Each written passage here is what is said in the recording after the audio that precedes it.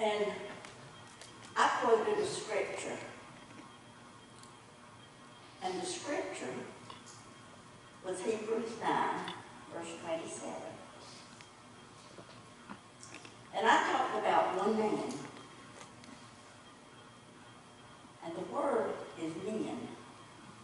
But if you read on from the man, only one man died for the sins of the world.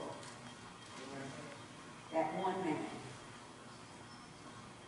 And it says, and once and for all. Once and for all, one man. So when man translates things, there can be typographical errors made, and an E can be an A, and an A can be an E, and all that kind of stuff. So when I got home, I went to bed and I thought about it. And God said, turn over.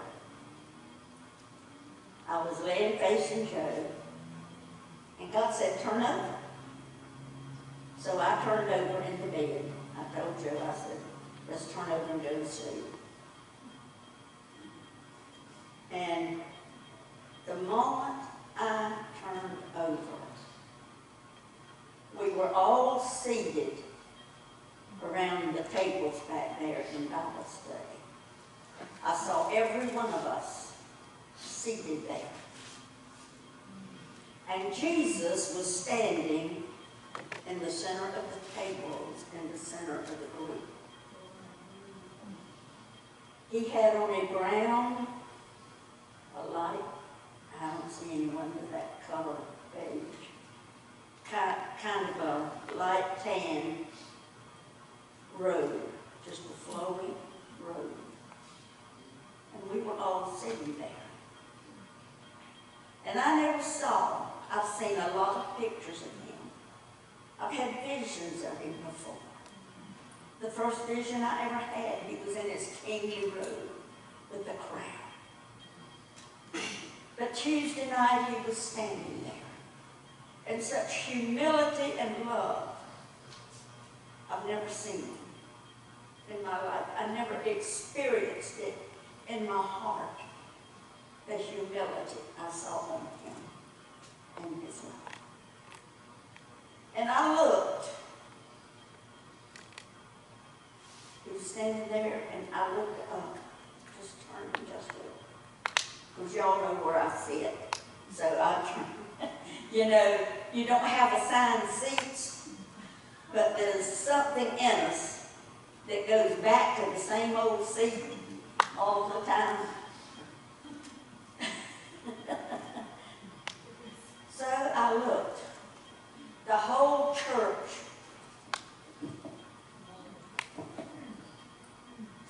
was full of people. Yes. People all up in the ceilings. And the Lord said to me, here's your cloud of witnesses. And I said, Lord, I know the scripture. He said, look around. And I looked around. And I saw people everywhere in the spirit. And I saw 2 wheelchairs sitting back behind the table. And I thought, when we get to glory, there's nobody in a wheelchair. I mean, immediately I wanted to question God. Why were these 2 people in a wheelchair? And the wheelchair began to move. Like if I was behind Brother Larry, I would move him like this. And then I'd move him again. And then I'd move him again. And they began to move just like that. And I thought, what's wrong with my eyes? What's wrong with my eyes? The wheelchair, you know, something different than you've ever seen before. And then I really took a good look. And what I thought was people in the wheelchairs were nothing but bones. Just bones. That's all it was. And God said, there's some breathing and some prophesying. And I began to see flesh. Those bones became covered in flesh and became living people. Do you hear me this morning? God wants us to become a living people, not a dead bag of bones in the valley somewhere. He wants us to breathe upon His people, breathe in the earth, and let the flesh grow on people by His Spirit in order that He can raise us up to be that cloud of witnesses in the earth. So, in this, it's stuck with me this whole week. I couldn't hardly wait to get here this morning. I was excited. I wanted to talk about it because I'm one of them dry bones that's got life in it today, got flesh on it today. You hear what I'm saying? But we've got spirit in this flesh and bones. We are children of the Most High God, and we need to celebrate who we are. And do you hear me today? Amen, amen, amen. Glory be to God.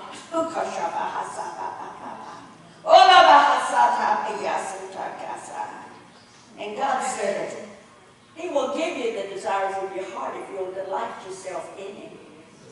In Jesus' name. Jesus' name. All right, baby. I'm glad my old man just walked in. Any of you guys and girls ever do any, am I on?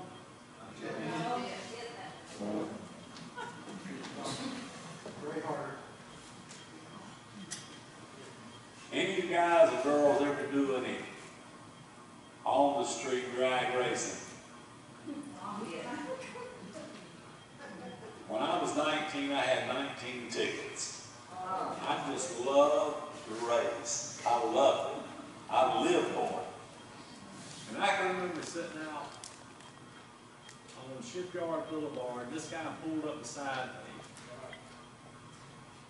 And anyway, the light was red. As soon as I looked over at him, he revved his up, I revved mine up. And I can remember my left foot, I had the clutch pushed down. And I was so geared up that I didn't think I was going to be able to hold the clutch in. But when that light turned green and I popped that clutch, man, it was boom, boom, boom. I mean, man, it was everything just fell into place. So when Pastor Lottie there talking or singing songs, I've got the clutch pushed in and I'm just sitting here revving it up. How many of y'all ever seen them? I'm losing it.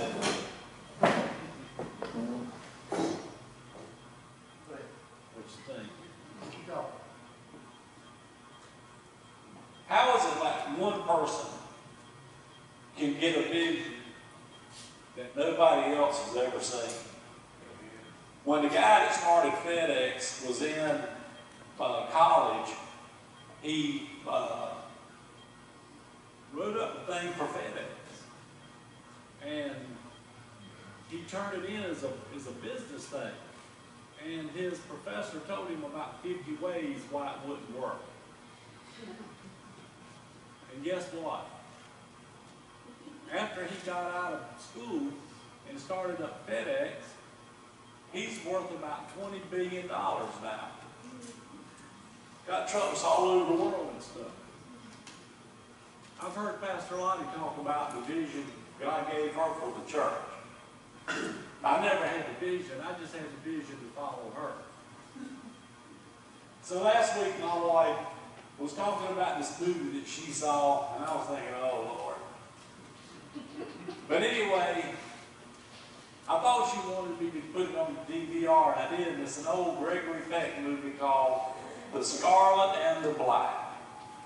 The scarlet has to do with the burgundy type robes that the priest wore. And the black was the SS, the German uniforms. And I can tell you this, man, them SS officers had the best looking uniforms I've ever seen. I like them black uniforms, man, they were sharp. It was a lot better than anything we had. But anyway, in Italy, it's a strange situation because you have the Vatican. And the Vatican is like District of Columbia or something like this. It's a whole little world to itself. So even though the Germans had taken over Italy and stuff like this, they didn't have anything, they didn't go nowhere near the Vatican. And there was a priest in there, and he was an Irish Monsieur Hugh O'Flaherty. And he got this vision of helping people, Americans and British people that were shot down and stuff during the war, to help them to get away from the Germans. And it said he didn't wait to ask the people above him. He just gathered everybody up around him and started helping people. And the one bad guy, the chief of the SS officers, he went out there and painted a white line where the Vatican stopped and Italy started. And he told him, he said, if you come across that line, I'm going to shoot you. So how many of us would put our life on the line to help somebody else? And he would dress up, disguise himself, and he would go out there and help people, gather them up, all this kind of stuff. And this went on for a period of time. Several times he likely got caught. And the thing that surprised me was at the end of the movie, the German officer came to him and says, I know you have ways of getting people out of the country. And I need to get my wife and my son and my daughter out. Because he realized that Germany had lost the war. So he went to his enemy for help. And the guy told him, says, no, you know, you're my enemy and I'm not going to help you. But then after they captured this guy, and his job was just to hold off the Allies from getting into Rome until all the Germans could get away. They sacrificed him. Anyway, so he's in prison for life, and they were saying, if you would tell us how you got your wife and your son and your daughter into Switzerland, we would reduce your sentence. And he told him, I don't know. But he knew in his heart who had done that for him. And nobody the whole time he was in prison came to see him but one guy. Would come see him every month. Month in and month out. And it says, it says at the time of the liberation of Rome, O'Flaherty was caring for 3,925 people. And they were telling who they were and talking about some of the awards that he got from the British Empire and the U.S. Medal of Freedom with Silver Palm and stuff like this. And it says he regularly visited his old nemesis in prison month after month, being his only visitor, and says in 1959, now the war was over in the 40s.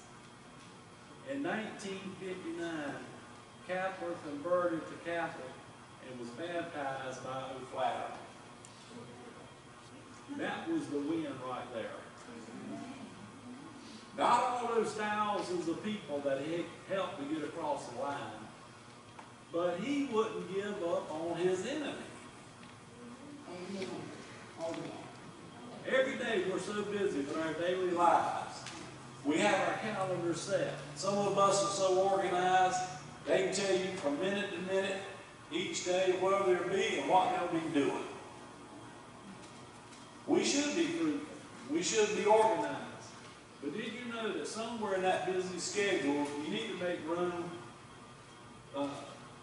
because God has something for you to do for Him. First of all, never forget while we're here, we are to serve and glorify God with our lives.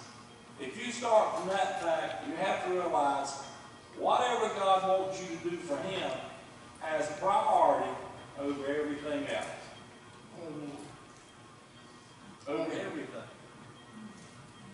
God has blessed you with talents and gifts to use for your glory.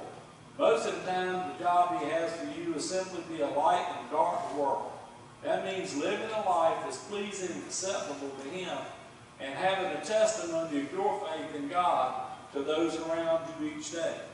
People that you carpool with or work with or ride, whatever it is, they ought to know there's something different about you. And I'm not just talking about having a fish on your bumper.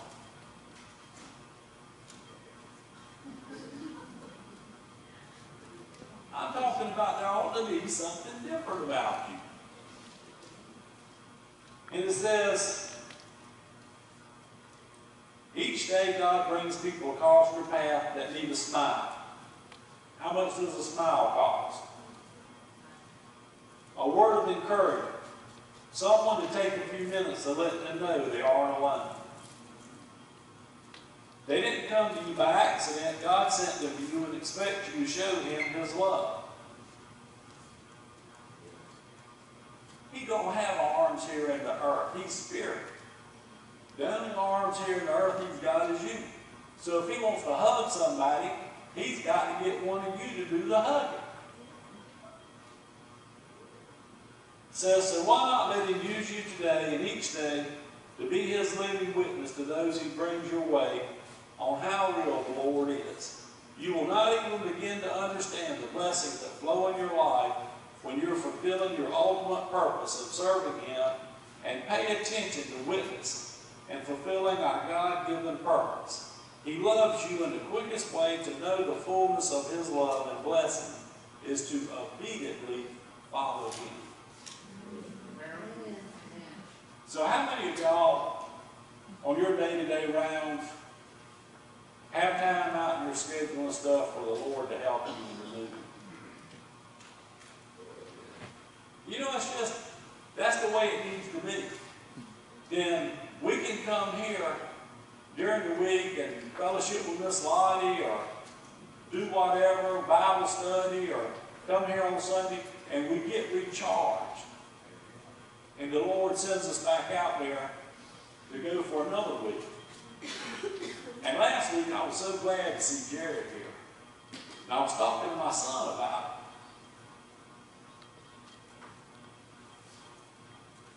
it. And Jared, I don't know how much you understand about this, but doctors are good. Thank God for doctors, because most of the Christians would be dead if we didn't have doctors. But thank God for a church that you can come to and get prayed for too. But a doctor is limited to what he can see and smell and taste and touch and hear. So if he sees something on an x-ray, he considers it to be that. But when I first had cancer in your head the other day, it's just like cutting a rose off of a bush. Shannon, you ever got a rose? A couple of them will come out as buds. And if you put them in some water, guess what they'll do? They'll open up. And they look just like they're alive, don't they? But guess what? The very second you cut that rose off, it was dead. It just looked like it was alive for a little while. And then it crumpled up and died. die. The very moment we cursed that cancer in your head, that thing died. Amen. And then doctors might be able to see it and smell it and taste it and touch it and hear it. But it's dead. And it don't have no choice but to shrivel up and crumple up and die like the dead thing that it is. Amen. So let's worship God with our eyes and all of us. Show them how much we love Him.